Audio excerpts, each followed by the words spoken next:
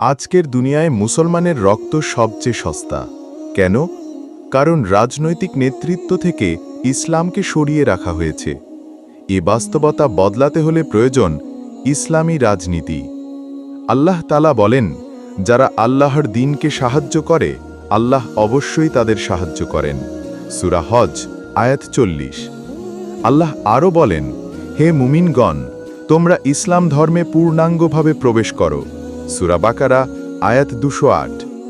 ইসলাম শুধু নামাজ রোজা নয়, ইসলাম একটি পূর্ণাঙ্গ জীবন ব্যবস্থা, যার ভেতর আছে বিচার, শিক্ষা, অর্থনীতি, সমাজনীতি, এমনকি রাষ্ট্রীয় শাসন ব্যবস্থাও।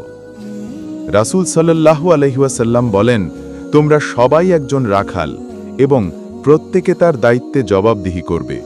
সহিহ বুখারী ও মুসলিম। রাষ্ট্রপ্রধানও একজন রাখাল।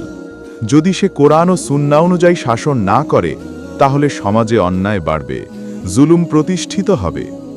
আজকে মুসলিম সংখ্যাগরিষ্ঠ দেশে সুদ চলে, অশ্লীলতা রাষ্ট্রীয়ভাবে উৎসাহিত হয়, ইসলামী আইন নিষিদ্ধ হয়। মুসলমানরা ফিলিস্তিনে, কাশ্মীরে, আরাকানে রক্ত দিচ্ছে, কিন্তু মুসলিম রাষ্ট্রগুলো নীরব। কেন? কারণ তাদের নেতৃত্ব ইসলামী নয়। ইসলামী রাজনীতি মানে কোরআনের আলোকে শাসন করা, শাসকের জবাবদিহিতা আল্লাহর কাছে, জনগণের ইনসাফ নিশ্চিত করা, দুর্নীতি, জুলুম আর অন্যায়ের বিরুদ্ধে অবস্থান নেওয়া। রাজনীতি থেকে ইসলাম সরিয়ে রাখলে ইসলাম অপূর্ণ হয়ে যায়। ইসলাম শুধু মসজিদে নয়, রাষ্ট্রীয় ব্যবস্থাপনাতেও ইসলাম চাই। তাই এখনই সময় ইসলামী রাজনীতির দিকে ফিরে আসার। আসুন আমরা আল্লাহের শাসন প্রতিষ্ঠার পথে এগিয়ে যাই, কারণ আল্লাহের বিধান ছাড়া মুক্তি নেই, ইসলামী রাষ্ট্র ব্যবস্থা ছাড়া ইনসাফ আসবে না।